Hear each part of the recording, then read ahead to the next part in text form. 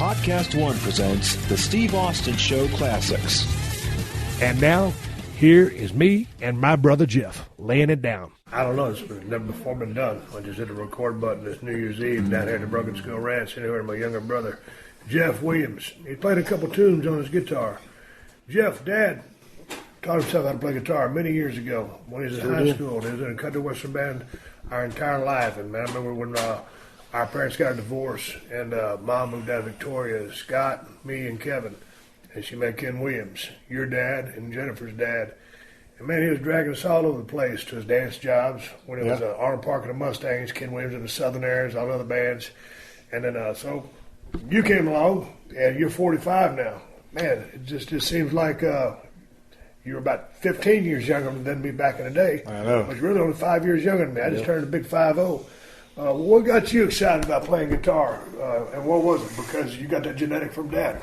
I think so. I've always liked music. When I was 12 years old, that's when Dad taught me how to do it. You know, he just sat me down, showed me where some of the chords were, and taught me my first songs. He taught me he'd write out the words to the songs with a big chord change above each word, and I just went with it from there. Dad was always a big chord guy. He played lead guitar, right. But he was like an old school chord guy because he does a lot of chords a lot of guys don't do anymore. Yeah, I mean chords, you don't even know the names of them. He knows what it kind of is, but some stuff that he makes up, it just sounds great. But so how are you playing every day these days? I mean, is it you break out the guitar because back when you lived right outside of Houston, Galveston, a little town called Santa Fe, you was in a band, y'all played some clubs and stuff like that. Oh, yeah. So you was playing pretty regular. So now you live in Alaska, you're working out there as a carpenter. You're not picking up the axe as much. You're still playing because you write some songs too. Yeah. How much are you playing guitar? Well, I play every day now. I mean, Around an hour or two? It just depends how much time I got. Sometimes it may be for 5 minutes. Play one song, run over one song. Put it, I have it on my stand, sitting right there in the living room. I can walk by and pick it up. Sometimes I just sit down and strum a few chords. Sometimes I play for an hour. Right. But I play every day. Back when I was in the band, I played bass in the band actually, so I didn't really. Why were you playing the bass? Because they already had a guitar player. Man, that all started when I was still living in Edna. The band I joined, they happened to be looking for a bass player, and I came in as a guitar player, which I wasn't ever really good at lead. I just rhythm. And the bass player quit, asked me to switch over, and I did it. And I liked it. How hard different. was it to switch from rhythm guitar to bass? Because here's my story. I told it many times. I wanted Dad to teach me how to play guitar, but I didn't apply myself. I didn't practice. Plus, I don't have a musical genetic. I did okay in athletics. Oh, yeah. So then I figured, okay, I'll play bass guitar because it's 2 less strings. It'd be easier. You're right. And Dad knew how to play bass, too. So, Dad, we went down to the music store in Victoria, and that blind guy run the music store. Do you remember his name? I can't remember his name. Was Lou something. Yeah. So I bought a bass guitar from Lou, and that bass guitar cost me $275. Bought my own money. I used Dad's amp, and so Dad was going to teach me how to play, and I never applied myself to play that either. So I gave that up. Now, that was back in the day when Kool and the Gang had Ladies' Night, and it started out, that was the only thing I could play on that damn bass guitar was the opening 2 notes of Ladies' Night from Kool and the Gang. And then Mom and Dad wouldn't buy me a drum kit because it was too loud, and I couldn't sing. So my dreams of being a rock and roll star were killed. So I turned into a professional wrestler. So back to the question: how easy or how hard was it for you to learn how to play bass? It was easy because the bass is actually a little bit easier as far as notes and chords goes. But what separates good bass players from people that just play the notes and can hang in there is knowing the techniques and knowing everything there is to know about the bass and the things you can do on it to sound more professional and to do the things, But there's a lot of guys that, some of the badass bass players, because you got your traditional, some country bass, and that, this with all due respect, dun, dun, dun, dun, but then you got your other guys like Flea. And you Paul McCartney and all the different runs that those guys do, and it's a whole different level. Like one of the guys one of the guys from Los Lonely Boys. Ringo. Badass bass player. Yeah, very good bass player. There's guys like that set themselves apart. Because, I get that sometimes. I tell people I play bass in a country band. They're like, well, it's got to be the boringest job there is. Yeah. Well, there's other things you can do. You got to feel your way through it, throw in your licks where you do. Right. I've had people compliment me and say, hey, I like what you're doing over there, man. You're not just doing that. Don't. and making it sound pretty good. So what's the relationship? Because man, I always wanted to be a musician, but couldn't. The bass player and the drum are the basic. What's the engine of it, right? Yeah, what always clicks between the drummer and the bass player is they're basically kind of doing the same rhythm. So a lot of times, especially in country music, when you're doing anytime that bass drum is hitting, dum dum dum, you're hitting notes on the bass. Right. The bass basically follows the bass drum, and that lays the beat, and that's one of the other things that I enjoyed about playing the bass once I get into it. You know, it's kind of set apart from being another guitar player, because if you can't play lead guitar, if you're not a badass lead guitar player, playing rhythm's kind of sucky, you know, right? Because you're just strumming chords. But the bass, but it's that feel. I see what you're saying from a player standpoint, but from a person that's listening, you got to have. I mean, there is that added dynamic of the rhythm guitar to play the fills. Yeah, there is. But it's just something I started enjoying playing the bass, and kind of liking that bottom, that boom, that bass feel. I've always liked bass. So now, when you play just on your own, are you playing rhythm? You doing lead? Yeah, I play mostly rhythm, and I've learned a little bit of leads because I practice so much. And I'm starting to figure out leads a little bit. Okay, here's a question for you. You've been playing guitar now for 28 years? Yeah. Right? Something like that. Yeah. Or give or take. So is there a ceiling to how good you can be depending on how much you apply yourself? Because can anybody be a Stevie Ray Vaughan, who's one of my favorite guitarists of all time? I know you can work hard to put the time in, right? But it's almost like I wanted to be a pro football player at one time. Right. My talent, as much as I wanted to, my talent or my body wouldn't get me there. Is it the same with being on the guitar? I think it is. I think it is because there's probably a handful of those guys that can just absolutely just kill it. Yeah. And there's guys that have the talent but may not have the extreme talent take them to the very top like a few people do. I mean, otherwise everybody be doing it. Yeah. Well, if it's easy, everybody be doing it. So what was the deal when you was living in Santa Fe? Like, how was it trying to go out and because it's interesting. Like back in the day, there's still a big Kiss fan, and it's interesting how those four guys came together: Gene Simmons, Paul Stanley, Peter Criss, and Ace Frehley, and together, Ace and Peter, had some issues, and they tapped out, and they always replaced them. But it's just the dynamic of four guys or three guys, if you're like Los Lonely Boys or Stevie Ray Vaughan setup, or Triumph, 3-man bands. But so, like, how do you fall in with guys when you were still living in Texas? Just say, hey, dude, I think we would work good together. Yeah, well, the first band I joined, I happened to move there, and it was a guy I was working with. His brother-in-law was in a band, and they happened to be needing a bass player. I'd only lived in Santa Fe a month.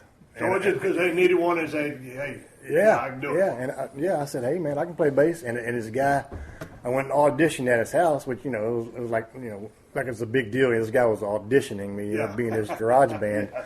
But I'll never forget. How'd the audition go? Oh, I'll never forget it, man. He played a few songs on his CD, on his guitar. He didn't have the whole band there. Yeah. And I just plucked along with that kind of stuff. And he asked me if I could sing. I said, yeah, I can sing a little bit. He said, what do you sing? I said, well, I can do The Dance by Garth Brooks. And he goes, I hate Garth Brooks. And I'm like, well, fuck, there goes my shit, But he sent me on down the way. I think the next day he called me and offered me the job. And it started out, I mean, we were one of the hottest bands in Santa Fe, in that whole area, for a while, man. We had us a real good group, and it took off. So what was the deal with Garth Brooks? Some people love him, some people hate him.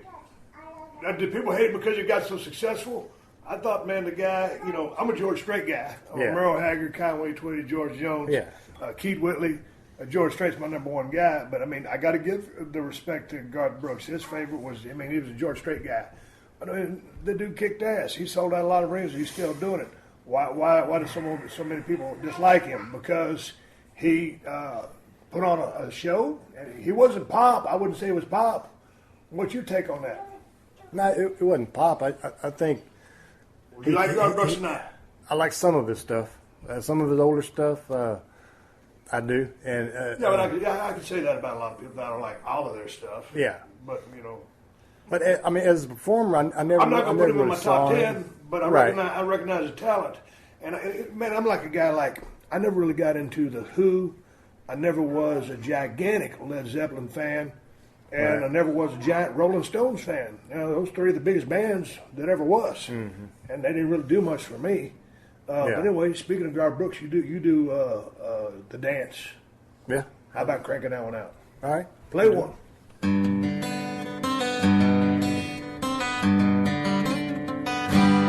Looking back on the memory of the dance we shared with the stars above. For a moment, all the world was right. How could I have known that you'd ever say goodbye? Then now, glad I didn't know it all would end the way it all would go. Our lives are better left to chance. I could have missed the pain, but I'd have had to miss the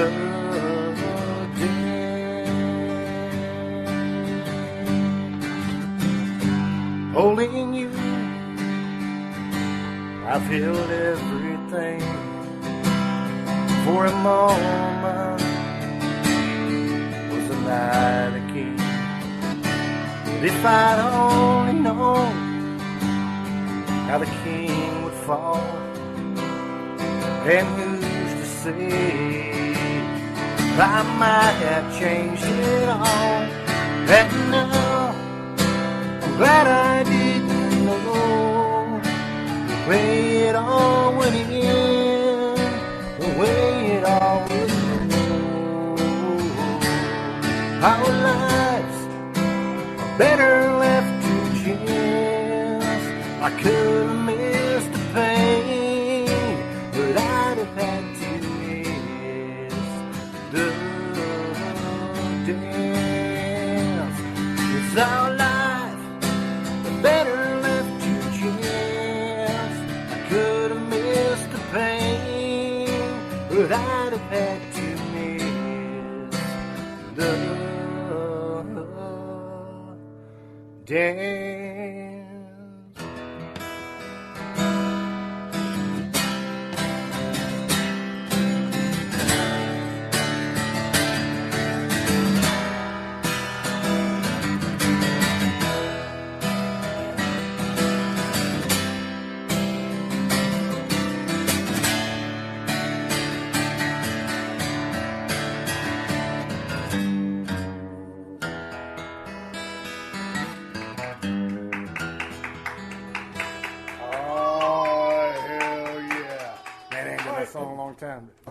We got a 2-year-old baby. Old Sophie's over there building blocks and all kinds of stuff. So if you hear baby in the background, that's my little niece Sophie, over here from Alaska. They over here visiting the Broken Skull Ranch. They heading back out tomorrow.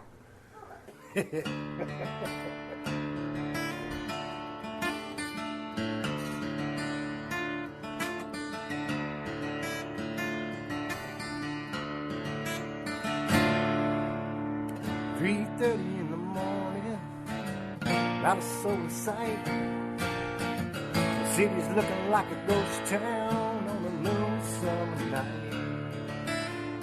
Raindrops on the windshield, the storm moving in. He's heading back from somewhere that he never should have been. The thunder rolls.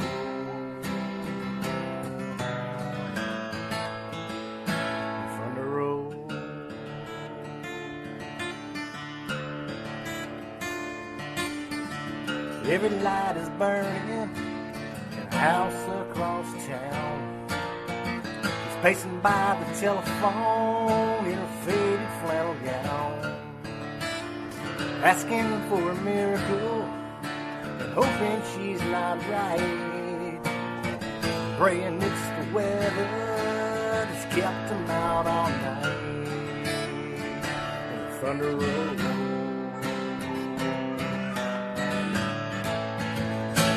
On the road,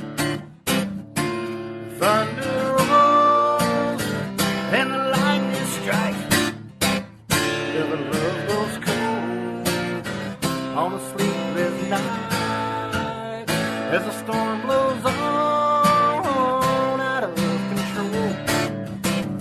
Deep in her heart, the thunder rolls.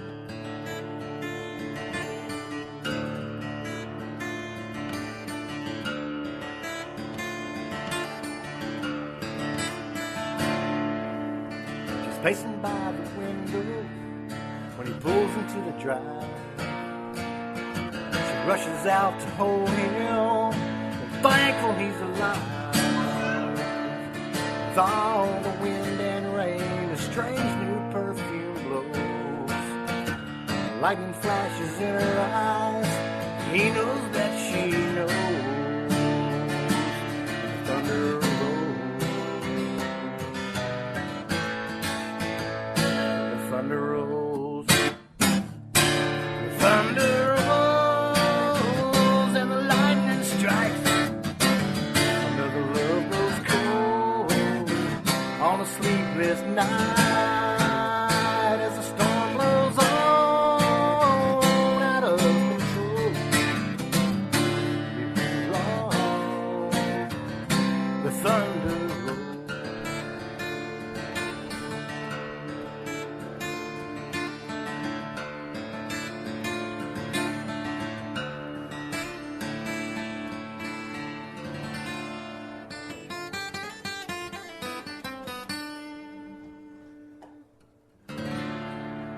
Damn, what a finish. I've been working on that for years. While Jeff was playing the Thunder Rolls, I went into the kitchen, got me some of this American-born moonshine, apple pie, 83 proof. Boy, I tell you what, this stuff goes down good. Swig of moonshine for the working man. We got a jam session here going on with my brother, Jeff Williams, in from Alaska.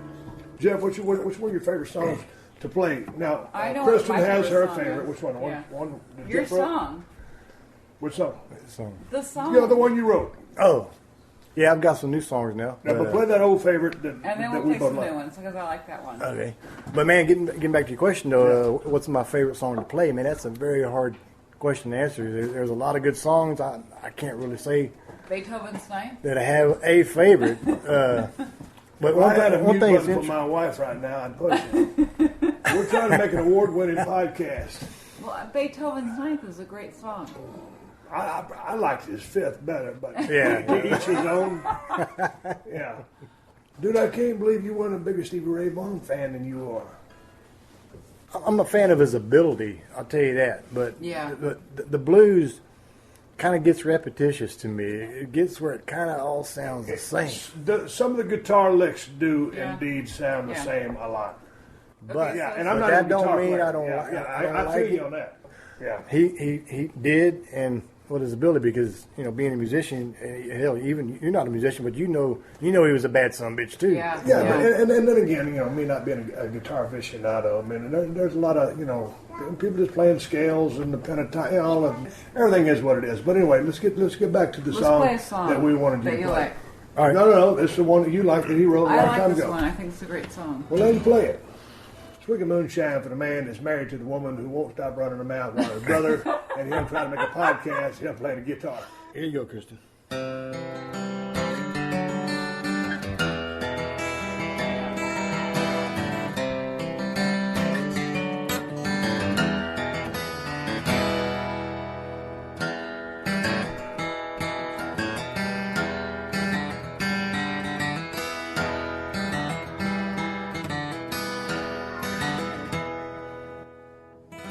Driving down this empty road, a long, long way from home, searching for the secret to eternity. Night times are falling on my lonesome state of mind. Where am I gonna go tonight? What am I gonna find? But I don't believe in loving you. Left me so long ago. No, I don't believe in loving you, 'cause she left me left me out in the cold.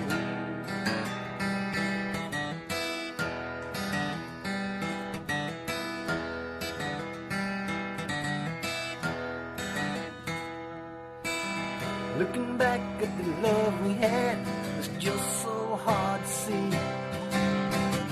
what exactly came between you and me. The long days and the lonely nights, the two of us spent apart. You wrecked the ending to our perfect start. Now you're gone, I realize your love was never true. 'Cause you've done things I would never do. Now I don't believe in loving you, 'cause you left me so long ago. Now I don't believe in loving you, 'cause you left me so long ago.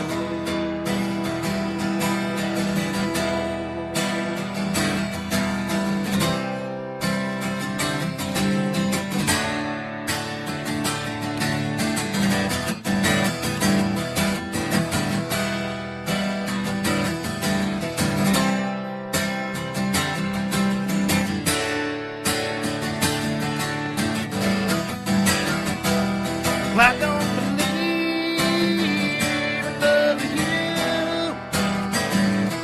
'cause you left me so long ago. Yeah, you left me so long ago.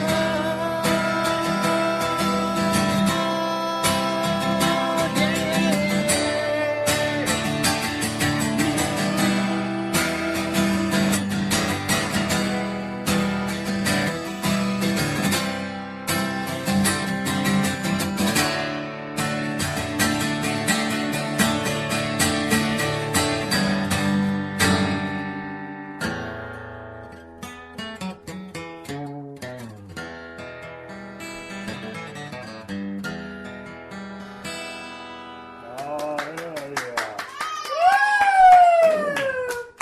Round of applause. Man, you and Jenny always make a hell of a tag team when you guys do, play together. yeah. And then now Emma, Jennifer's daughter, I've taught herself how to play guitar, and man, she sings like a damn angel. Oh, She's she's awesome. unbelievable, her voice. Yeah, and her her musical Christmas. ability. Unbelievable. Your dad is my stepdad, but we never bring the step into the equation when we're talking about our family. Technically, you and me are half brothers, but we never look at it like that. And I always give Dad so much credit for marrying my mother when she moved to Victoria. She had 3 hell-raising kids, and then she met Ken Williams and then married him. And then I remember walking behind Dad in the woods many years ago, and it'd be Scott, and it'd be me, and it'd be Kevin. And we were always stepping on every stick that you could step on. And my dad was perpetually looking behind himself at us, you know, with that finger in front of his face, like, God damn it, y'all be quiet. He said, shh. And he got us, hunting. And to this day, here we are at Broken Skull Ranch. Yeah. And Dad's going to be 80 this year, in June. June 16th. And he's going to be 80 years old, and he beat cancer 10, 11 years ago. And he taught me, always tell people he taught me everything I know and give me my values, and don't get me wrong, I've f***ed up many times. Well, what was the biggest lesson Dad passed on to you, or what was some of the things that you got out of Dad being your father? Man, just the value of always being there, man. Dad was always being there for everybody, man, no matter what. 100% support, no matter what you wanted to do. But he always told me, he goes, Stephen, he goes, you ever going to do something, do it right the first time, so you ain't got to come back and do it again. Mm-hmm. And his other favorite saying was, Steve, don't ever half-ass anything. Mm-hmm. If you're going to do something, do it all the way. Yes, sir. And that was a couple things that he always told me. Yeah. And I always stuck by. And I remember, like, being a running back. Dad was a running back at Rice University in Houston, Texas. Now, to anybody that's of any age, this was back when Rice was a Southwest Conference powerhouse, and coached by Jess Neely. And he was he got a scholarship playing for the Yoakum Bulldogs. Went up at Rice University and was one of the star running backs. Mm-hmm. And I was running back in high school, and he'd always give me advice, or sometimes I'd have real good games, sometimes I'd have game, but he was always there. He was never one of them dads. You hear about these people on TV these days, and they get on their kids too much. They push them too hard and too fast. And Dad was just always like, man, if I had a good game or a game, he would pat me on the back and say, good job, Steve, you did the best you could. That's it. But he's a hell of a man. He's just left out of here. We had some issues going on back down there at Edna, so he had to leave. I was hoping to record both of you guys playing the guitars. Now, what's another good song you got, Jeff? What's another cover that you like doing? What's kind of weird is since I've started writing, I've kind of gotten away from playing cover songs. Well, what's the latest, greatest one that you wrote that you dig right now? There's this little song called Lying in My Arms. Hey, I'm coming right back. I'm going to take a pause for the calls and listen to a few words from our sponsors, the people that keep the show on the air for free. Going back with my brother Jeff Williams, and he's going to sing Lying in My Arms. Coming right back. You're listening to another classic episode of The Steve Austin Show, only on PodcastOne.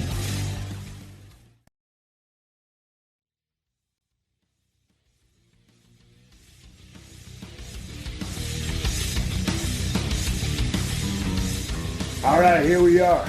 Jeff Williams sitting here, my wife, my illustrious wife, Kristen Austin, the happiest woman in the world. But that's my best joke of all time. All right, Jeff, Line of Arms. I was listening to a song one day, and it was a guy, and one of the lyrics was how this girl was lying in his arms all cozy and cuddly and all loving and everything, and something just hit me like that to switch that around a little bit, so this is what I come up with.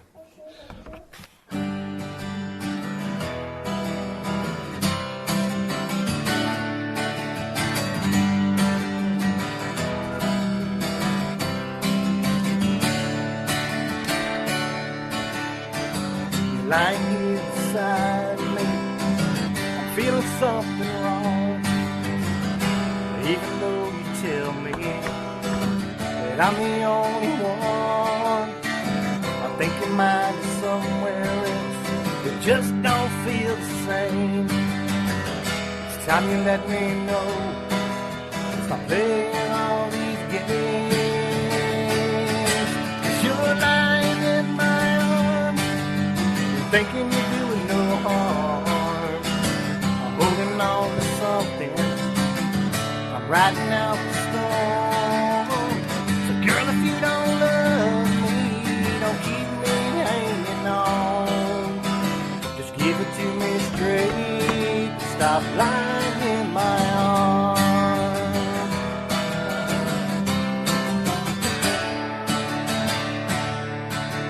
So how long has it been since you had me in your heart? And would you be happy if the two of us were apart? Yeah, you used to fool me, telling all your lies. But when I look real deep, I can see in your eyes. 'Cause you're lying in my arms and thinking you're doing no harm. I'm holding on to something. I'm riding out the storm. So girl, if you don't love me, don't keep me hanging on. Just give it to me straight. Stop lying in my arms.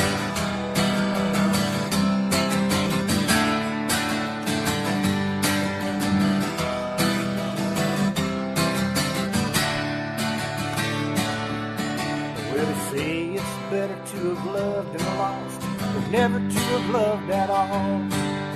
But I guess they didn't know you, 'cause they damn sure got it wrong.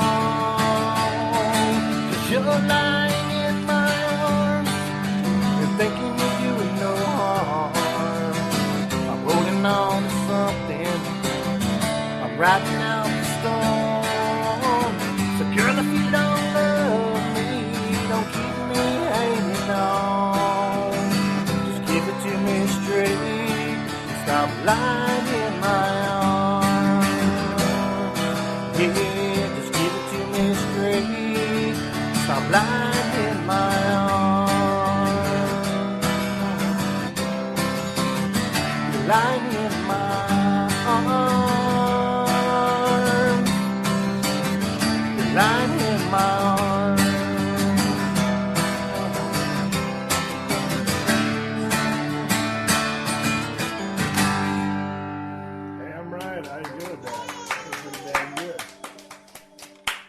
Hey, take me through the songwriting process. Sitting there with a piece of paper, guitar, what are you doing? Well, a lot of times these thoughts and ideas and phrases that come in your head when you're just like washing dishes or something, you know? And that's when you got to shut everything down and go grab a piece of paper, because that shit will, as soon as it's in your head, it's out and you'll forget. So you go start writing these ideas down. And sometimes I'll sit down and come up with a little riff, and all of a sudden, that's a good idea for so-and-so. But most of the time, what I found myself doing is I'll come up with the chorus first and then kind of build around that. Because a lot of the things that pop into my head when I'm just driving down the road or if I'm at work or whatever are mostly like lines for a chorus. Right. You know, that most of the time includes the title of the song, this, that, and the other, and I'll start with it and work your verses around that. Right. I've been playing the guitar for a long time and never even thought about writing songs, and all of a sudden, one day I just sat down and just started doing it. And I was hearing stories cool. A lot of times. The guy was at a diner, and all of a sudden the idea hit him, and he got the napkin out of the napkin holder and sit there and wrote a song in 10 minutes. Mm-hmm. And I mean, on a similar note, but on a way simpler note. I mean, hell, sometimes I would be riding down the road back in the day when I was still wrestling, and I'd think about a good idea for a T-shirt, just by looking at a billboard or something like that. So I'd take a piece of paper and write it down, so I didn't forget it. Because I don't know how many times, and I bet you've done this before, I thought of a good idea to do something, and then I said, okay, I'll just remember that in the morning. I wake up in the morning, I remember. Yep. And you probably had a damn good idea for a song and forgot it as well. Oh yeah. And then you kick yourself for not able to get somewhere and write it down or whatever, and sometimes I've had it come back to me and it works out from there. So then, who do you think would be okay? Maybe not people that influenced you, but who do you like to listen to? What were some of the biggest country music stars that you enjoyed hearing? I mean, George Strait, Merle Haggard, some of the guys we've been talking about. Alan Jackson, I like him. Alan Jackson's he writes most of all his own stuff, and he's kind of true to honky tonk country music, is from what I like.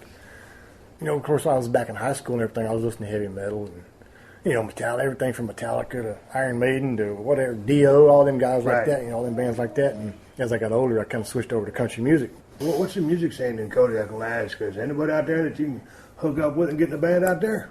It's a small town. It's a small town. There's not really a whole lot of places to play around there, but there's. Do you miss it? Oh yeah. I miss it a lot. What do you like about being on stage? Me being in the ring, I was, dealing with a crowd, working a crowd, putting on the show for a crowd. Right. Is being on the stage and singing the same thing? Yeah. It doesn't matter. I mean, you sitting there playing for me, and Kristen comes in here every now and then.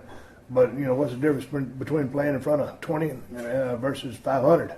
Sitting down playing in front of a few people, I get more nervous than I would if I was on stage with 5 or 6 other people playing in front of, 100 people or whatever. I mean, there's been times we played in front of 5 people, and we've had some pretty crowds in our times, man. That's pretty. I've been in front of a few myself.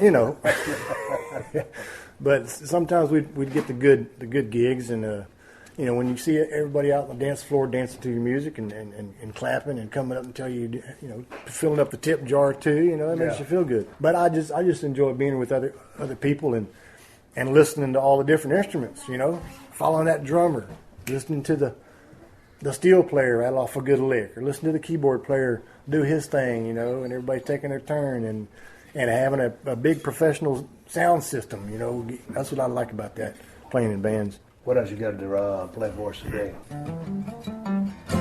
Okay, I just wrote this in about a month and a half ago. And you never did? Did you write it down? You got it memorized? Yeah. See, man, it's funny because when Dad comes out here and plays, Dad's almost 80 years old. Yeah. And every time he comes out, he's got a pile of music that he puts on a music stand because he can't remember the lyrics for nothing. I know. And, about 1 or 2 he remembers the whole thing too. But other than that, he can't remember nothing. So, I used to be the same way.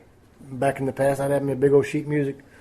But here lately, man, I found myself able to memorize lyrics a lot better for some reason. And plus, it seems like when you write your own music, you can remember them almost instantly. There's been a couple of my songs where I'd have to, for about a week or so, because I'd play them every night after I write them. For about a week or so, I'd have to look at the lyrics, but I memorize them pretty fast. What's the next song you're going to sing for us? This song is going to be called Down the Road. Down the road. Down I'll the catch road. you down the road. Hey, that's basically what it says. Yeah. And it's kind of about a girl who's kind of threatening to leave this old boy, and trying to him around, and finally he gets to the point, well, if you're going to leave, then get out. that's kind right. of Down the road. where I got this from. See if I can do it. Swig your beer for the down the road man.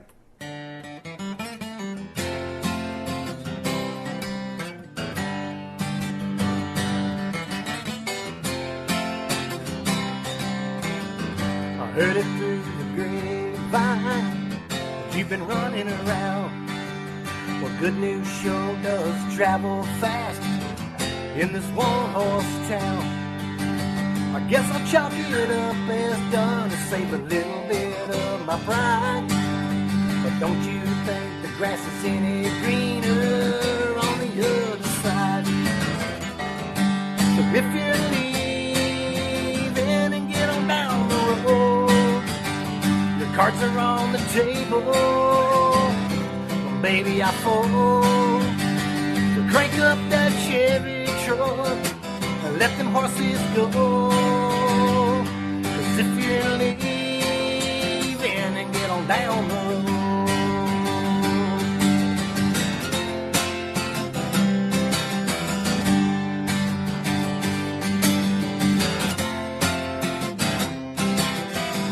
now don't go feeling sorry for me, I don't want your sympathy. You put these chains around my heart, now it's time you set me free. I'll be alright in a day or two, yeah, I'm gonna be just fine. So go ahead and do what you gotta do and let me get on with my life. But if you're leaving and get on down the road, your cards are on the table. But baby, I fold. But back up that Chevy truck and let them horses go. 'Cause if you're leaving and get on down the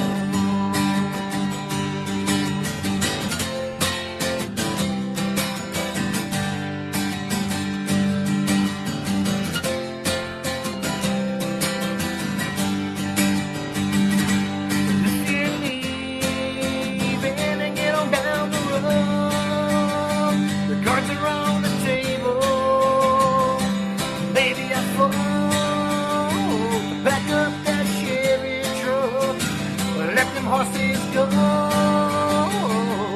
if you're leaving and get on down the road, yeah, if you're leaving and get on down the road, yeah.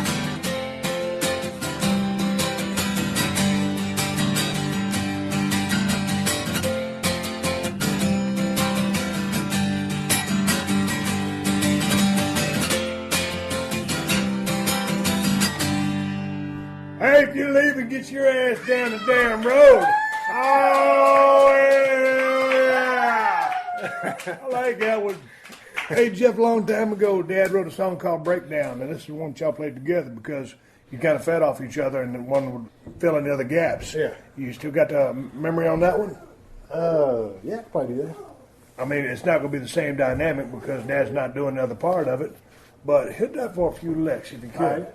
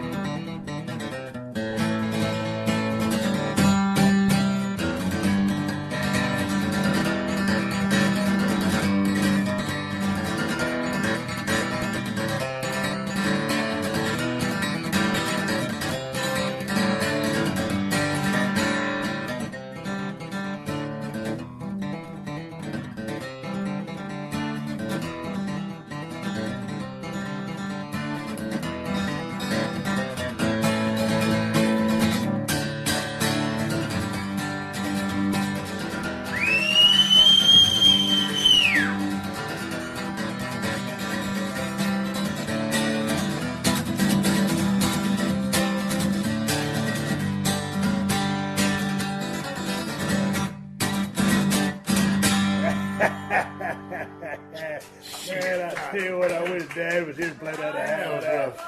Hey, man, speaking of Dad and that song that he wrote way back in the day, I was sitting there thinking, I said, man, I can't remember your first car, because the rule was in our house, you know, when you got old enough to drive, you had to buy your own car. I mean, you had to work a summer job, and we all worked our asses off. And hell, man, I was sitting there trying to think. I can remember everybody's first car, but yours. Oh, What man, was it? I can't believe you forget. Oh, man. Come on, man. The Red Rocker. I forgot it, man. It was your Jesus H. Christ. your How first could car. I forget that one? Hell yeah.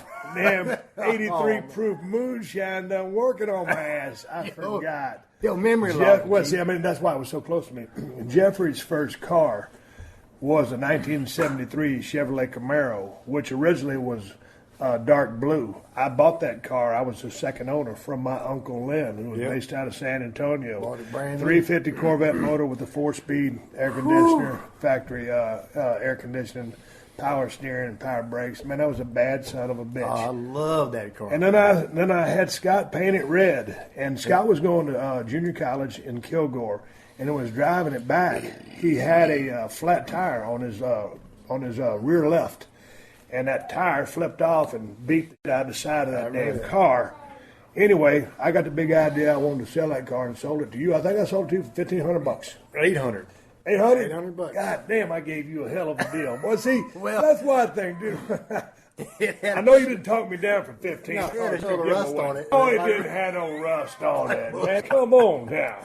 No, man, the whole door was rusted out. Well, man, I give you credit. Come on, Jeff. That probably happened about a year after I had it. All the Bondo Scott put on it. Yeah. Well, Scott took that thing to Kilgore and had it painted, Oh, yeah. but I mean, I don't think it was the most professional body work that has ever But hell, I mean, performed on a 1973 Camaro. I didn't care though, man. But man, that was a badass car. How long did you have that thing for? I bought that somebody when I was 15 before I even had a license. That somebody sat in the driveway for 6 months, man. And you know, Dad had insurance, man. He wouldn't let nobody drive without no license. Yeah. Every now and then, Mom let me take that somebody trying to block, and I'd burn it. So I'd go around the block in record time, man. But I think I got rid of it when I was a senior in high school. So I had it about 4 years. And then what'd you get next? It was a white 1979 Camaro. But Man, I don't remember that 79 Camaro. Yeah. Man, because I think I sold you that red Camaro because I think I had found a lady, I think I was at North Texas State at that time, and there was a 1976 gunmetal blue Monte Carlo with 23,000 original miles. And the lady had Lou Gehrig's Remember that car, yeah? Yeah, I bought that car. I thought I needed something, a little more dependable. Well, the Camaro was dependable. I was just ready for a new car, basically, and found this thing. It was a cream puff. And that's what I was driving when I was at North Texas State playing football. Well, it had more room in it. It was a little bigger car, you know. Yeah, man, but you know. But and I that 73 I kind of ran it in the ground a little bit, you know, and decided I wanted something else. And we went to Houston, and Scott was living there, and he helped us find that car. But I wanted like a Trans Am or something, you know, but it was always too expensive. So I ran across it, and this was a cream puff too. It had 47,000 miles on it. Bought it from a lady who just drove back and forth from college right there in Houston, and it only had a 305 in it. You know, I still wanted something that was kind of a hot rod. Right. But we were getting ready to leave Houston, and Dad was like, "Well, you know, we ain't found nothing. Either take this one, or we'll come back in a couple weeks and see what we can find." And I was like, I didn't want to be without a car, so I said, "Well, let's go ahead and get this one. And work two in the bush. Go ahead and get it." And man, I drove somebody back from Houston, fell in love with it. Yeah. But yeah, so much it was clean. I mean, it was in great shape, and I You probably still into cars? I've always been a car yeah, guy, yeah, man. I mean, I now love I'm kind of cars, into trucks, but like, what's your favorite car? Oh man, Favorite muscle car? I'd have to say, I mean, just because I've driven them and I've owned them, the older Camaros and older Corvettes, but you got your different body styles. You know, your bit different classes, like on your GTOs are badass cars, but I never had one, so. I always dug a GTO. I always was a big fan of the Stingray style Corvette, and that's on my wish list. Before I die, I'm going to have a Stingray Corvette with that body style. Now, here's the thing. I had a couple of Z06, whatever they call them, Corvettes. I don't remember what they call them anymore. I mean, that's what Z07s. They had no steel chairs. Yeah, don't let nobody hit you in the head with steel chairs. Hold on, what's your name and why are you here? But anyway, I had a couple of Z06s, and but I want one of them old Stingrays. But the thing about those things is, with my knees, getting out of them things is a rip because they're so low to the ground. So if I get a Stingray, I'm going to put a lift kit on it and make it four-wheel drive. So I'm going to make it the same height as a Ford Bronco. So I can step in and out of it and not have any headaches. Why not? Now, what you think about that? Why not? Jeff, sing another song. Let's wrap this thing up. I'm gonna slow it down a little bit. This is You going to sing a ballad or you want to sing a duet? Because, man, I went to George Strait concert. 105,000 people there. It was the best concert I've been to in my life. And he sang a song with Martina McBride, Jackson. Oh, yeah. You want to sing Jackson with me? And I'll sing her part and you sing George's. What is that, a no or what? I don't think I know that song, Well, man. break that goddamn guitar chords off. I don't think you know that so much either. I don't either. It was a rib. What you going to sing for us? A song called Simple Man. It's kind of a little... Now, Skinner done wrote that. This is Simple. You can have... This is Simple Man, the original, too. There are songs that have the same titles. I've researched that. It's not a crime to have the same title. I know. It don't sound the same. As long as it don't sound the same. That same thing Dad told me. That same thing Dad told me. Somebody already wrote that song. Well, I know, but that's the thing. At the Broken Skull Ranch, you ain't going to come out of here unscathed. Okay, here we go. Simple Man.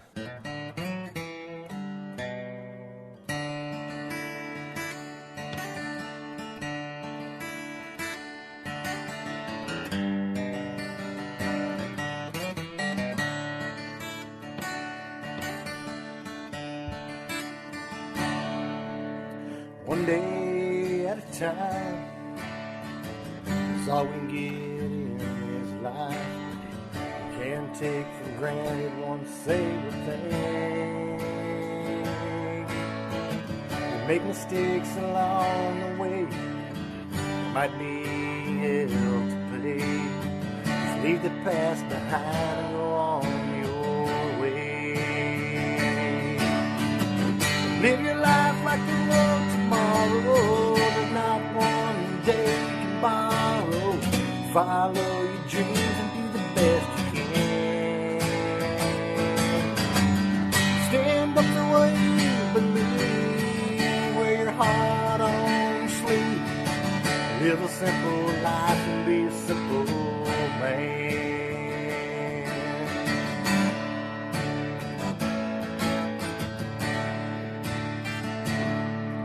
Spend a little more time with your little girl, 'cause in her eyes you are the world.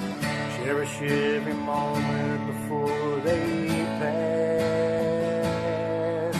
And tell the ones you love just how you feel, 'cause that's the best thing that's real. Life is too short and goes so fast. So live your life like there's no tomorrow. There's not one day you can borrow. Follow your dreams and do the best you can. Stand up for what you believe. Wear your heart on your sleeve. Live a simple life and be a simple man.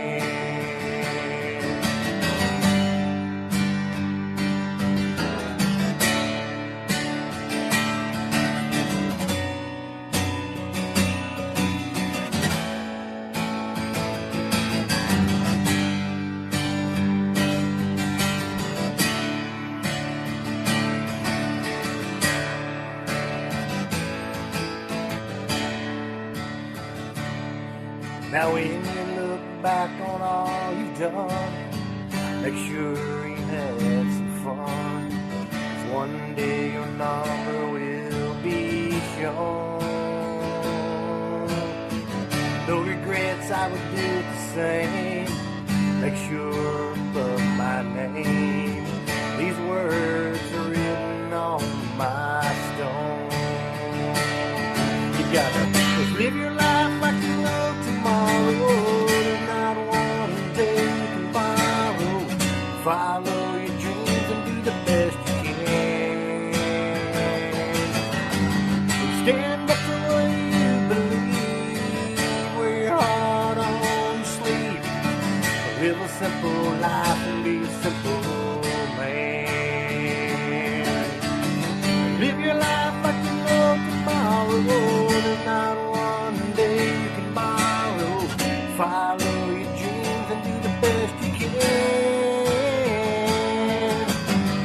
Stand up for what you believe. Wear your heart on Live a simple life and be a simple man.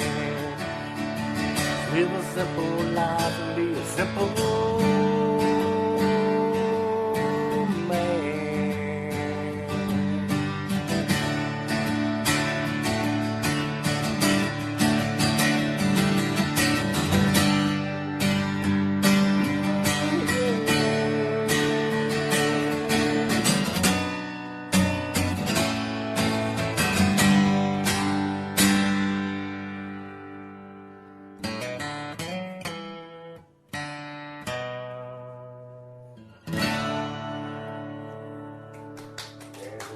Hell yeah.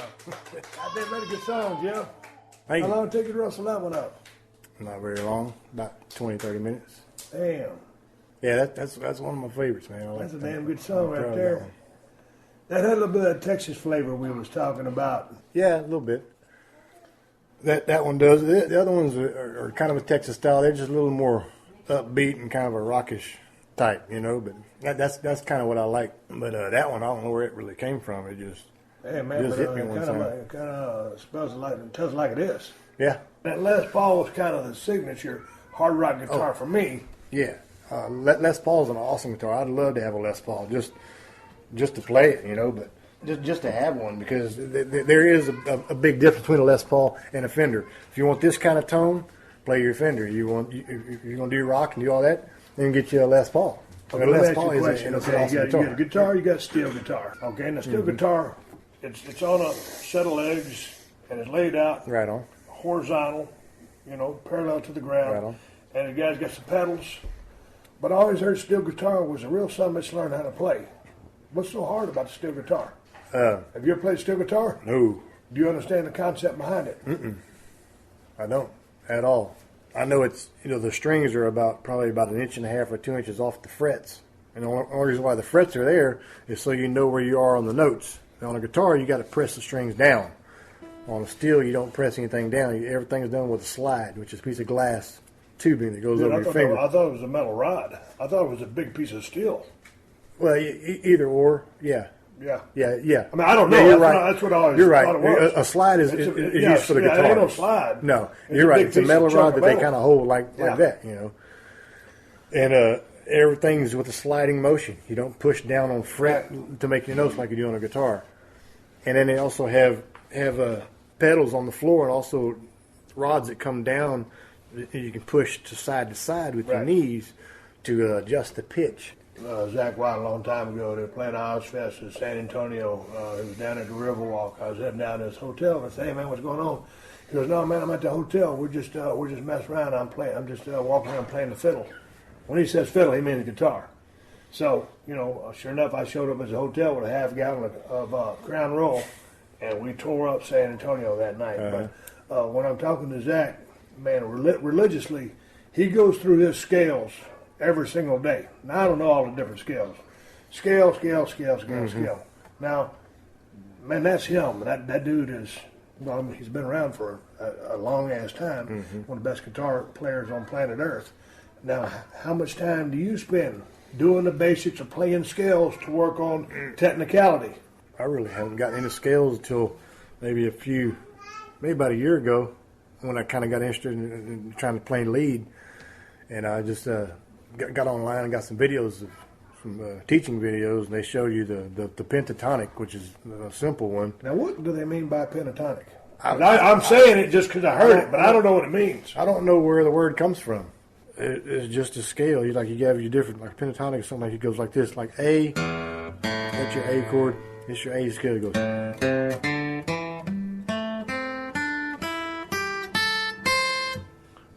Okay, so if you're playing a lead in A, everything generates around those notes.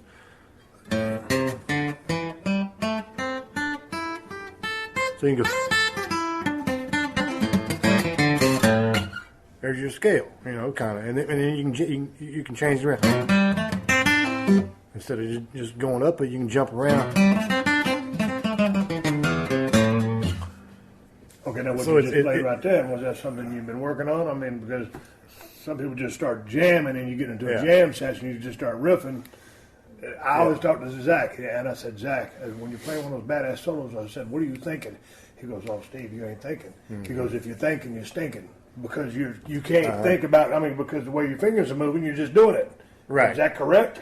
You got to be thinking a little bit, but it's almost a natural instinct. Yeah, and we're talking to a guy about who's Zach like Wild and me here, man. Yeah. I'm thinking. I'm thinking maybe that's why I'm stinking.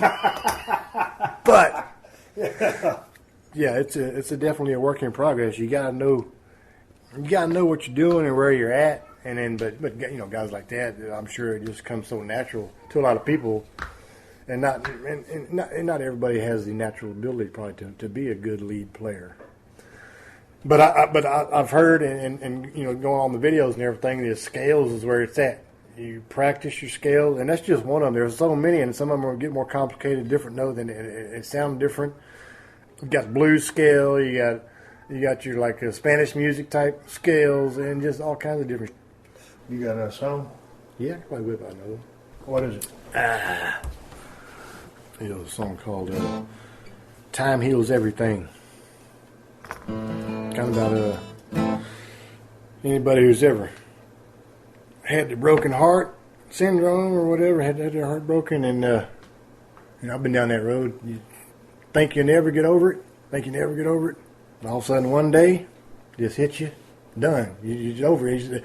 I've been through that, man. All of a sudden one day, whole new person. So that's kind of where this came from. Time heals everything. Time heals everything.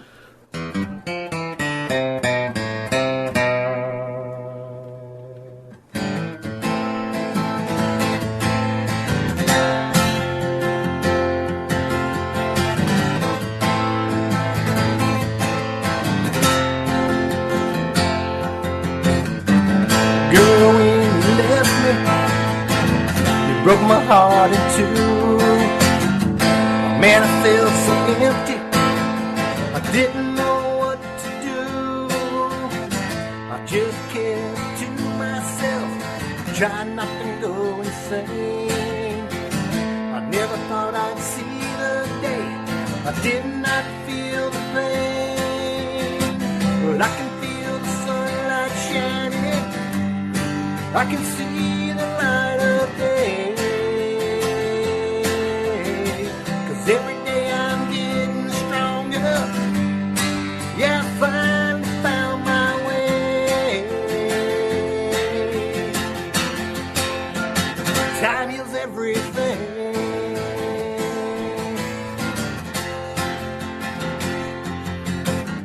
I no longer see your face everywhere I look. And all my friends, they tell me like an open book. Man, it feels so good inside to finally be over you. The rain clouds have passed me by. All I see are skies of blue. 'Cause I can feel the sunlight shining. I can see the light of day. 'Cause every day I'm getting stronger. Yeah, I finally found my way. Time heals everything.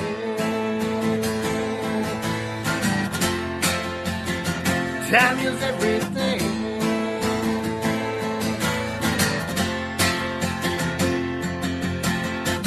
Now I found somebody new. She thinks the world of me. And I finally what true love can be.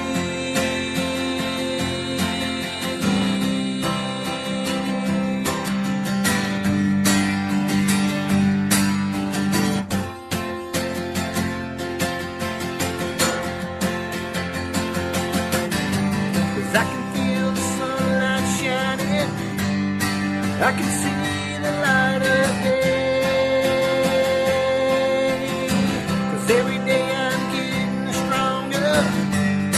Yeah, I finally found my way.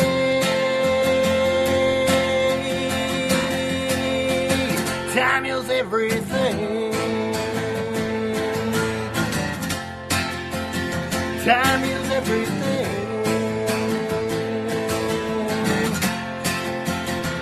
Yeah, heals everything.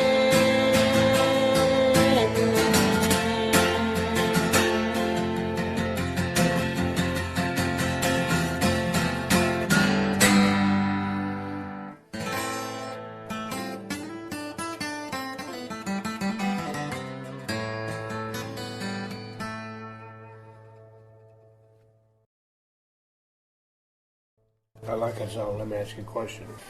But What else you got brewing over where? there? And that guitar. You want to hear another ballad? You want to hear another? I got another slow one I can do.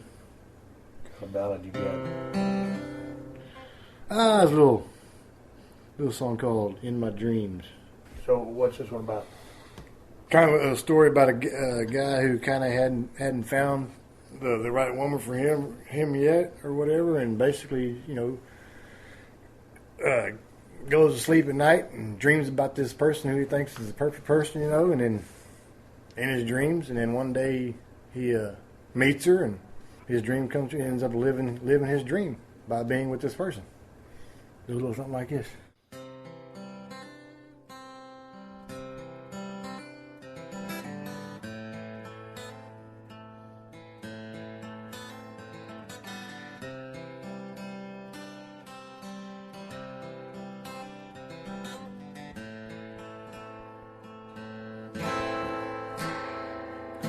Close my eyes so I can see you in my arms, here beside me.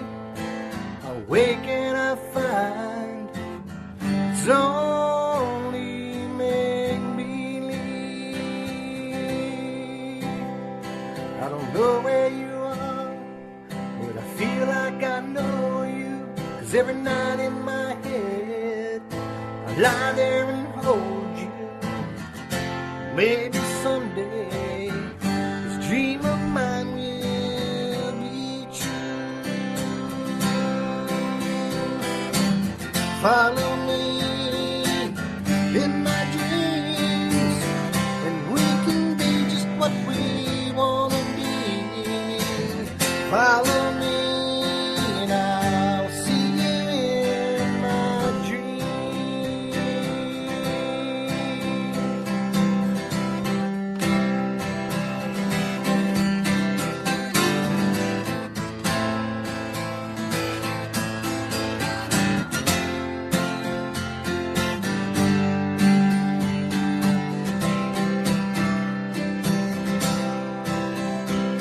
I'll never forget when your eyes met mine.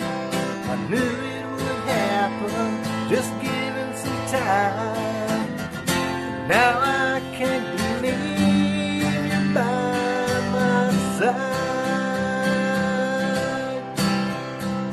Now I'm living my dreams, 'cause you made it come true. I know that you feel the same as I do. We were two lost souls, now we are one. Follow me in my dreams, and we can be just what we wanna be. Follow me and I'll see you in my dreams.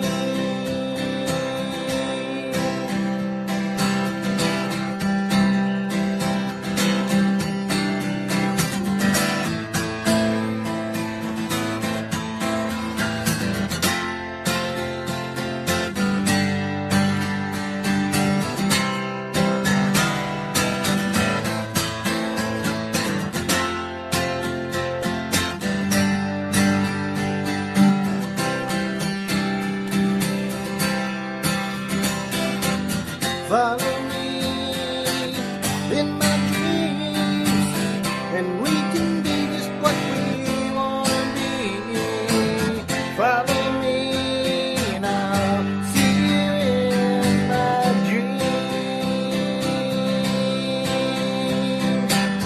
Fall with me in my arms, and we can take our lucky stars. Follow me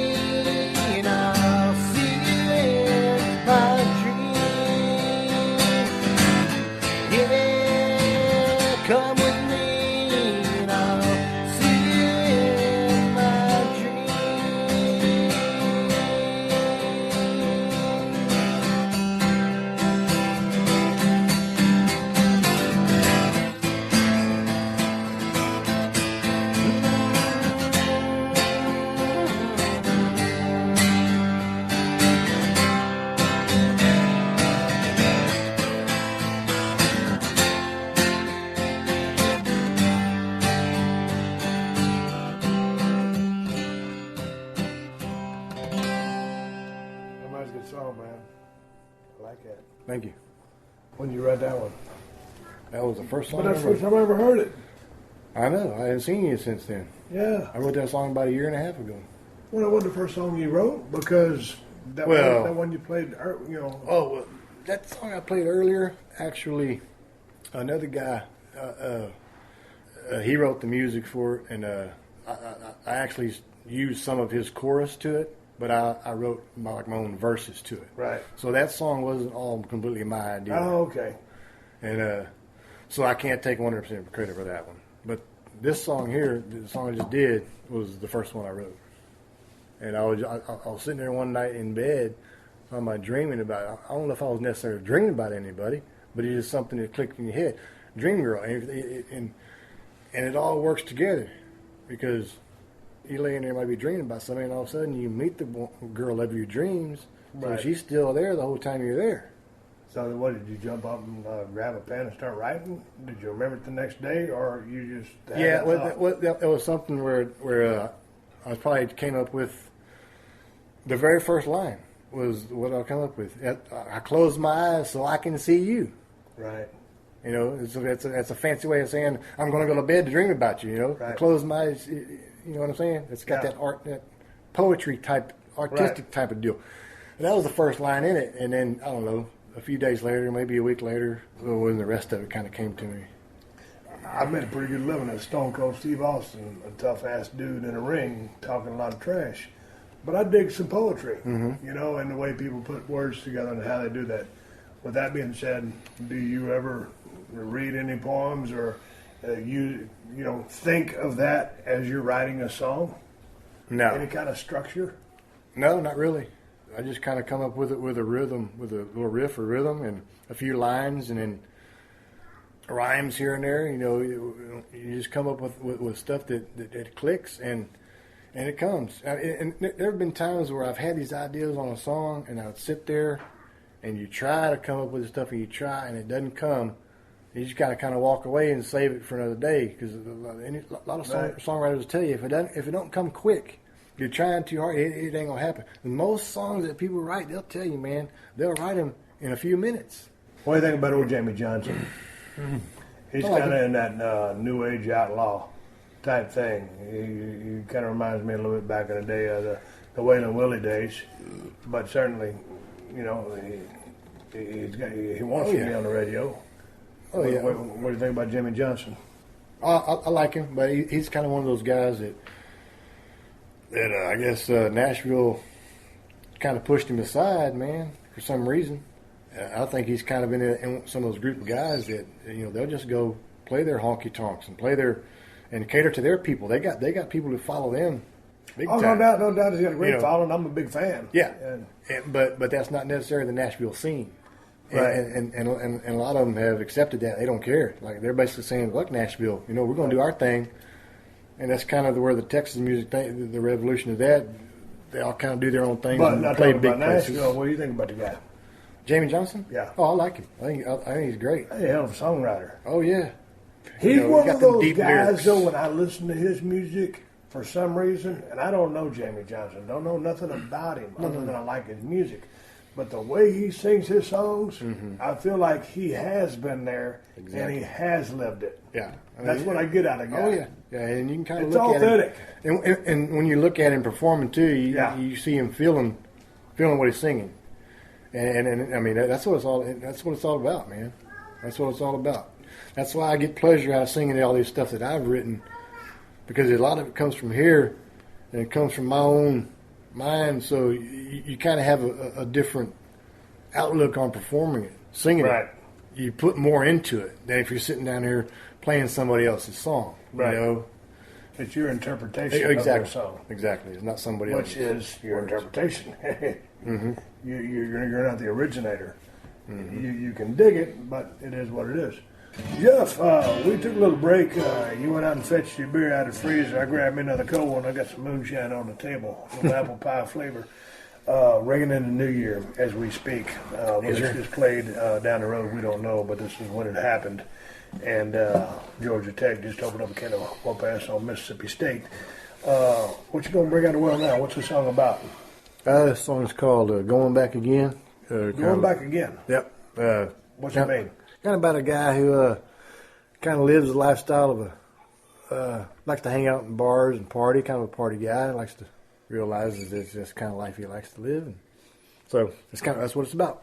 It'll go like this. Well,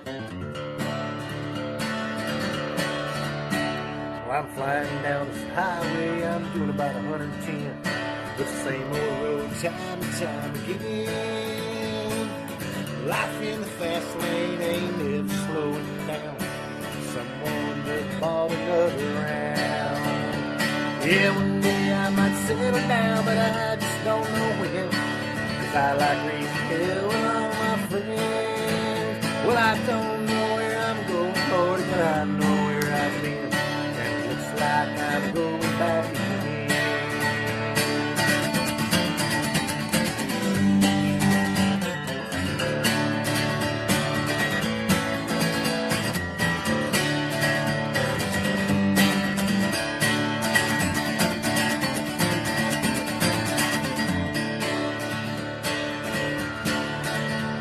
I work hard every day, I'm putting that hammer down.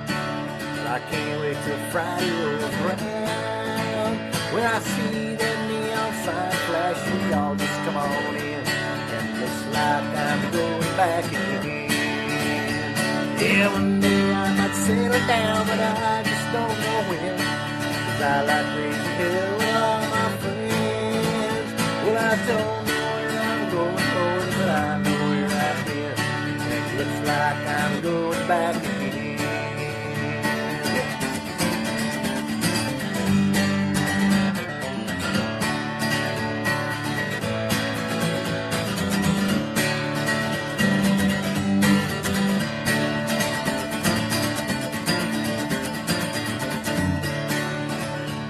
Well, I'm sitting on this bar stool with cold beer in my hand. And I throw down a shot every now and then. Well, it may not be the good life, but it makes me a happy man. And it looks like I'm going back again. Yeah, one day I might settle down, but I just don't know when. 'Cause I like raising hell with all my friends.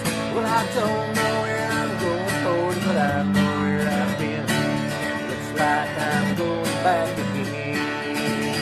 Yeah, one day I might settle down, but I don't know when. 'Cause I like raising hell with all my friends. Well, I don't know where I'm going, Lord, but I know where I've been. And it looks like I'm going back again. Yeah, and I can't wait to get on back again.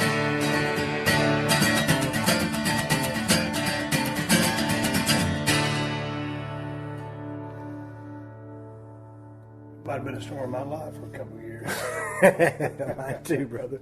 Hey, a long time ago, Dad wrote a song. Him and Mom wrote the song. Mm-hmm. And what was it called? Nothing left to drink to. You know that? Yeah. I done forgot it.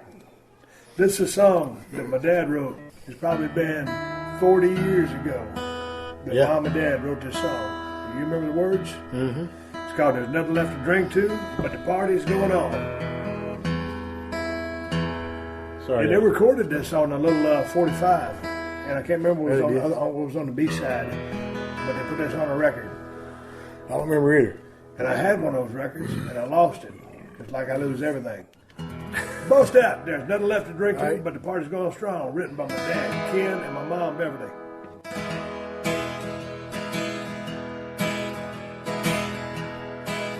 Another day is gone, I should be headed home. Just a drink or two will help me pass the time.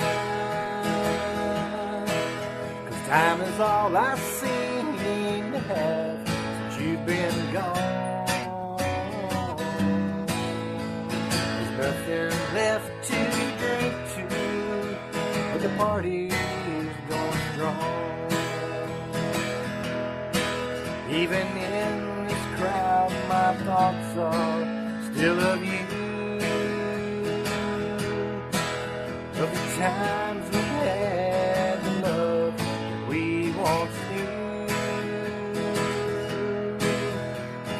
life of me, I can't think what went wrong. There's nothing left to drink to, but the party is going strong. There's nothing left to drink to, but the party is going strong. Your memory has caused me to live this way too long. So set 'em up, my friend, I'll give it one more try. Find a way to make my heart tell her goodbye. I'll just sit right here till all the pain is gone. There's nothing left to drink to, but the party is going strong. There is nothing left to drink to, but the party is going strong. Your memory has caused me to live this way too long. So set 'em up, my friend, I'll give it one more try. To find a way to make my heart tell her goodbye. I'll just sit right here till all the pain is gone. There's nothing left to drink to, but the party is going strong. Yeah, there's nothing left to drink to, but the party is going strong.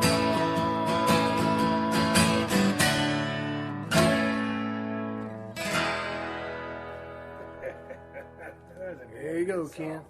That was Yeah. a damn good song written by Mom and Dad back in Damn the sure day. was. Hey man, I was talking last time we recorded about Dad when he went through cancer. Where were you when you heard out the news that Dad had the big C? I was in Galveston, Texas, working. So what do you think when you heard that news? Because it shocked me and it just crushed me. Me too. Yeah, very sad and just really didn't know what to think. Kind of, I was getting a little bit in shock at first. Well, because and- the thing about it is, like, our dad, man, he's one of the strongest guys in the world. I mean, Dad was in his prime. Dad's 6'2", about 205, 210 pounds, of a sinewy kind of build. Back in his younger days, he looked like Burt Reynolds. Yeah. A good-looking guy. Yeah, and man, just a badass athlete. He was a speed demon. He played halfback for the Yoakum Bulldogs, and just a badass cat. And man, I tell you For what, sure. it was funny because when my dad used to have those come to Jesus meetings with us, we would get our ass whooped. Man, he handed us our ass, and we got whipped by a belt. But that's where we were brought up. And people a little bit politically sensitive to that stuff now, but that's how we was raised. Yeah. And, the thing about it was, Dad used to cry after he had to whip Scott, me, or Kevin, because we weren't really his kids. And it hurt him to do it, but he had to, because we outgrew Mom's weapons. Yeah. And so Dad started whipping us. And but anyway, I just got so much respect for the guy and then liked the work ethic that he instilled in all of us. And because he was such a strong guy, Dad was one of those guys, he was just always so low-key and relaxed. And when he told you something, and he looked you in the eyes, and he gave you his word, that was the way it was. Oh, yeah. And if he told you something, then that was it. If you made a deal, that was it. You shook your hand, that was it. But if he told you to do something, that's what he wanted you to do. No doubt. And he didn't hope you did it. He expected you to do it. And if you didn't, get your ass whipped. And Yep. so, but we just No doubt finally, about that. he'd been having these throat problems for so long, and the damn doctors in Victoria didn't think to stick a camera tube down his throat and find that tongue cancer that he had. But man, I remember when he was going through the chemo and radiation, he was living up there with me in San Antonio, and it was kicking his ass, and he never complained one time. Well, but he's still here today, and he's still out here hunting at the Broken Skull Ranch. Oh, yeah. And he ain't changed a bit. You know, earlier we were talking about how you three boys are walking behind him and stepping on sticks, and he reached back to tell you to be quiet. I mean, just 2 days ago, we were sitting in a deer stand. I moved a little bit. He's like, shh, shh, shh, or be still, don't move, you know. Jeff was trying to tell a story. They was looking at this one deer, and they talking about how long the tines were. And Dad said, God dang, how long do you think those tines were? And Jeff was holding up his fingers to measure them, and it was below the window. But Dad perceived it as being higher than the window. And so Dad, what did Dad say? He said, oh, no, keep that down lower. They can't see it. Yeah, so Dad. To this day, you know. Go ahead. To this day, when you're sitting in a deer stand with him, he treats you like you're 10 years old just now learning how to hunt. But the thing about it was... But it's awesome, you know. A javelina showed up, and there were still some deer out there. And the javelina was in amongst the deer, so Dad was trying to scare the deer away. So Jeff, who hadn't shot a gun in a long-ass time, could get a shot at this javelina without shooting a deer in the process. So after being still for 2 hours, over 2 hours, after telling Jeff, be careful, you can't tell your story, you don't want the deer to see you, and we've got to be very still here, takes his hat off, sticks his arm out the window and starts waving it and starts tapping on the deer stand. Get on out of here. Get on out of here. To try to scare the deer away for Jeff to get a shot at the lone javelina. And the deer just looked at Dad like he was a dumbass, saying, we know you've been there all day long, and now you're waving at us to scare us off so you get a shot at the javelina. And I told him, I said, Dad, it's kind of hard to follow you when you go to a deer stand, because as soon as the deer walks out of the brush, they look right at the deer stand. To see if anybody's in there waving. God dang it. And so it's kind of frustrating on one hand, but I mean, I love Dad to death. It's priceless, man. Where was I going with that story? What other song did Dad write? Any of these you remember? No. Man, did you ever get into Keith Whitley? I thought he was awesome. Oh, yeah. Man, I always wondered if he hadn't died, where he'd be right now. Yeah. Because, man, I thought he he was a badass was songwriter. Super great singer. Yep. Oh, yeah, he had an awesome voice, and he was a great songwriter. I think he wrote most of his own stuff, too. Yeah, it was unfortunate he went when he did. Well, so, man, dude, what are your hobbies? All these years that I've known you, were brothers, and now you're in Kodiak. Man, what are your hobbies out there? What do you do for kicks? Man, I just play my guitar mostly. I mean, you know, and my little two-year-old keeps me busy. But I play guitar. When I lived down in Texas, I like to play golf. I used to play golf all the time. What kind of golf game you got? Oh, terrible. Really? Yeah. I mean, I can hit the ball pretty good, but being consistent, I mean, any amateur is hard to be consistent. But I mean, I enjoy it. And something I enjoy doing with Dad. I mean, Dad's 79, and somebody still gets out there and plays golf all the time, man. And he's pretty damn good. Damn, man, I forget, Jeff. Did you play sports in high school? No, I didn't. When I was in junior high. Were you in the hell-raising crowd? What was you doing back in the day? Yeah, kind of raising hell. But I mean, I was in the the old band geek, as they used to say. I was in the marching band. Mm-hmm. You know, I kind of figured out I wasn't quite as big as everybody else. I was always kind of a small guy. When I got in 7th and 8th grade football, you know, all these guys are bigger than me, man. I just kind of, it just wasn't for me, man. I wasn't any good at it. I was a good athlete, but my size kind of hurt me a little bit, and so I just kind of got tired of getting the shit out of me. So when I got into high school, I figured, that means you smart. So when I got in high school, I figured, well, hell, man, I'm a musician. I like music. I'm gonna try to get them band out, and hell, I enjoyed that, you know. Yeah. So that's what I did, and hell, in the marching band, we had a damn good band. Man, I can't remember what you played in the marching band. Oh, snare drum. When I first started band in freshman, man, you get in there and they try you out on these different instruments to see what you're gonna be good at. And they had me blowing on trumpets, and I don't want to blow anything. I want to be a goddamn drummer. You know, right. That's what I want to do. I was good enough on the test where I made it as a drummer. Of course, my freshman year, I did play the bass drum. Something was so big I couldn't even see over the top of it. You know, I was marching. and then a couple of seniors, the drummers graduated the following year, and then we got all promoted to snare. Me and a couple of buddies of mine. And we were damn good, man. We won state marching contest our senior year, and had a good time. I mean, hell, we got to ride the bus on the away games with the cheerleaders instead of being with the football players. You know what I'm saying? I think I made the right decision, man. Jeff, when I was in the 7th grade, of course, 7th grade was first year that you can play in a band. Yeah. I played bass horn, tuba. Yeah, I remember you lugging that big ass tuba down. We lived 2 blocks from school, man. You carrying that so much home. Well, I'm lucky I only lived 2 blocks from school. Talk about a J-bro. God, man. I was first cheer, though. I put it on my resume. If there's a rock and roll band out there or a country band that's looking for a good tuba player, I'm for hire. I've been retired, semi-retired. I kind of like actively retired. I don't know what to call myself, what my status is, but I'm open to an offer for anybody that wants or needs a bass player for a country western or rock and roll band, or maybe even the blues, because I dig the blues. Yeah. Yeah. Well, you can actually have a tuba. I don't know what kind of money I'm going to make at that, Jeff. I might have to pay them to let me play in their band. Probably so, man. Well, but if your tuba playing is anything like you're singing, no, dude, now I can play the tuba, dude. Now I'm telling you, when I was first chair, I mean, there were but 3 of us. I think I won on a coin flip. You probably won because you're probably the only one that actually gets sound to come out of the damn thing.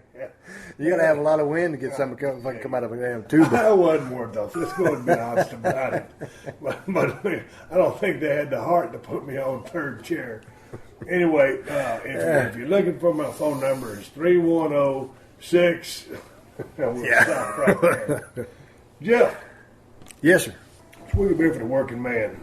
Take another swig of this. We got to put my reading glasses on. American-born moonshine, tile flavored. 83 proof. I dig some 83 proof moonshine, Jeff.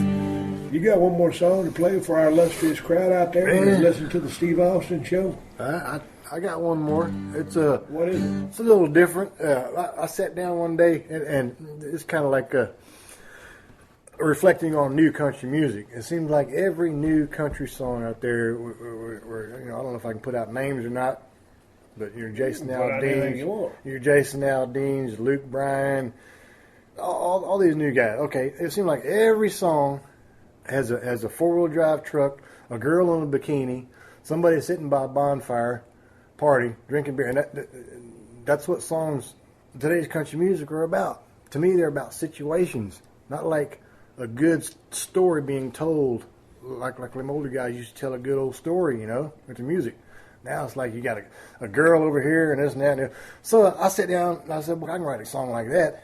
And I started coming up with these words and got about halfway through it and decided, well, I can kind of turn that into a decent story. So it turned out all right, but it started out as a joke. Well, talking about songs and stories, man. I mean, she's talking about George Jones. He stopped loving her today, man. The Grand Tour, or going on to Conway Twitty. That's my job. Oh yeah, real deep. So anyway, on to your song, which was as a rib. Intended, with all due respect to these artists that he just named, these guys are hitting the big right now. So I don't ever run anybody down on my podcast, but we're talking music and opinion. It is what it is. Go for it. All right, the song's called "Your Place or Mine."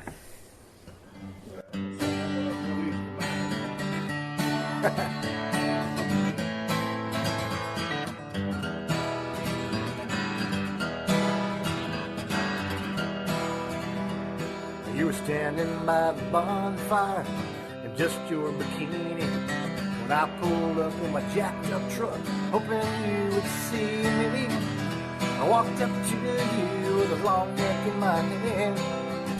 That's when you told me I was your kind of man. I said, you're a place of mine. I don't like to waste no time. Right now it's 7:30. I want to be naked by 9. Said just take it easy, let's see where it goes. Sometimes you never really know.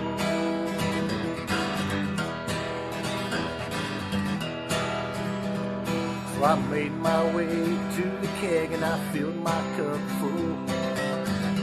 Staring at you, I felt just like a fool. Then like a dream, I saw you walk my way, I nearly hit the ground when I heard your pretty lips say, you're a place of mine, I think it might be time. Right now it's 8:30, I wanna be in your arms by 9. I said we can take it easy, let's see where it goes.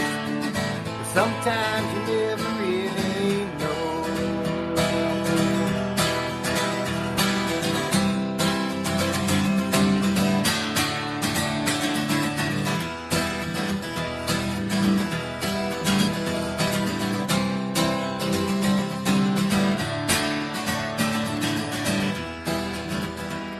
Now it's 10 years of marriage, 2 kids and a home. I can't believe we made it from where we started from. Now it's your place and mine, we never get the time. Right now it's 8:30, I gotta be in bed by 9. So glad we took the chance all those years ago. But sometimes you never really know. Yeah, I'm so glad we took the chance all those years ago. Sometimes you never really know. 'Cause when it comes to love, nobody knows.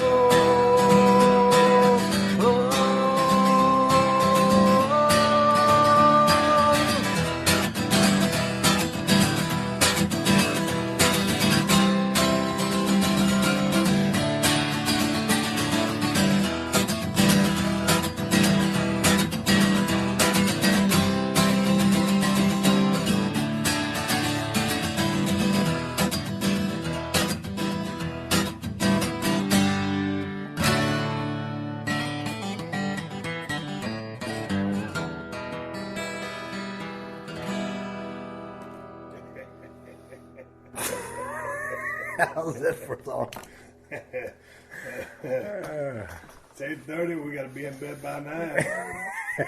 As we speak, goddamn, it's 11:36. I wasn't planning on being awake by the time it struck the new year, but it looks like the way it's heading, I probably will be. Look at moonshine for the music man. Boy, I tell you what, I'm going to count down a hell of a goddamn New Year's Eve. We probably ain't going to last that long. We're going to wrap this thing up. So, Jeff, you're over in Kodiak, Alaska, the working man, working on the carpenter business, playing guitar on the side. Man, Not you too used bad. to hunt back in the day, a little bit. I mean, you never was a hardcore hunter, but I mean, out there in Alaska, I mean, you're in the wildest of the wilds. I mean, Yeah. my brother Kevin, who's 10 months younger than me, is from, our original dad, James Anderson. When he was in the Coast Guard, he would go out to those rivers. Man, he wasn't making much money, and it was illegal to scoop him salmon out of the stream, but he would scoop them out of the stream because they needed to eat them. Yeah. And so, you ever go out there and do any hunting or getting out of the wild or do any trekking out there in the woods? I've done some fishing, not much hunting. I haven't gotten into the hunting up there. Hunting up there is a lot of work, you know. I ain't got the interest to do that, man. I'd rather come out to a place like this and sit in the deer stand. What are you eating out there? You just eating basic hamburgers, chicken, and shit like that? Oh yeah.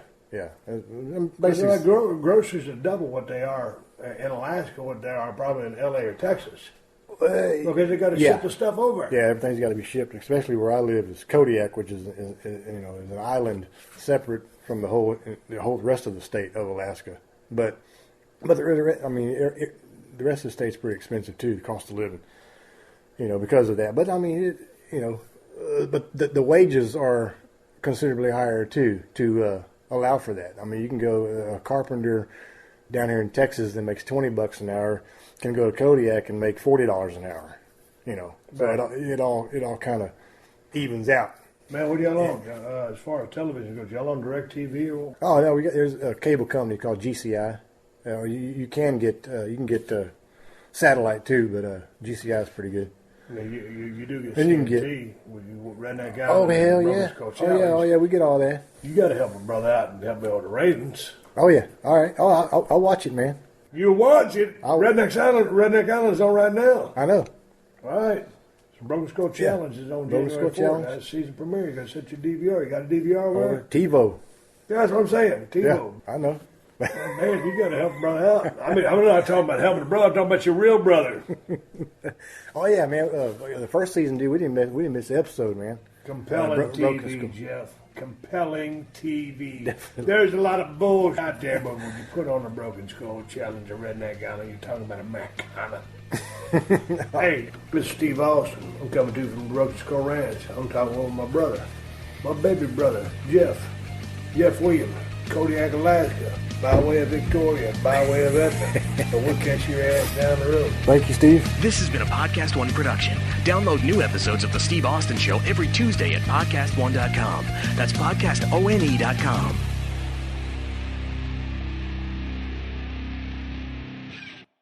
See what's screaming all month long during Pluto TV's April Ghouls. Watch hauntingly good movies like Evil Dead, 30 Days of Night, and Bram Stoker's Dracula. Or holy water hits like The Exorcism of Emily Rose. Plus, Pluto TV has hundreds of channels with thousands of movies and TV shows available on live and on demand. Download the Pluto TV app on all your favorite devices and start streaming now. Hey, whatever podcast you're listening to right now, guarantee it's not as good as you can Fighter stop and the listening. Kid. Stop listening to it and listen to Fighter and the Kid. We've only been doing it for 12 years. Oh, geez, before anybody else was doing them. Now everybody's copying us. It's so much fun. We cover sports, pop culture, life, dude. In Lizzo, life in general, feet. Fetishes. Oh, there's a lot of sex talk. There's a lot we know our stuff. Yeah, you're not going to learn anything, but hopefully you'll laugh. You know what I'm saying? You might learn something. Go subscribe to the Fighter and the Kid right now. Immediately run, don't walk. Yo, what's good? It's your boy, Big Brother Jake, a.k.a. Jake Warner, my government name. Check it out. I host a show called the Big Brother Jake Podcast, and I've taken my talents to the biggest and baddest platform on the planet. That's right, baby, PodcastOne. My show is unique as I talk about everything. Life, sports, entertainment, being a single dad juggling several jobs. I'm a hot mess, but it's damn entertaining. Subscribe and review now on Apple Podcasts and listen on PodcastOne or wherever you get your podcasts.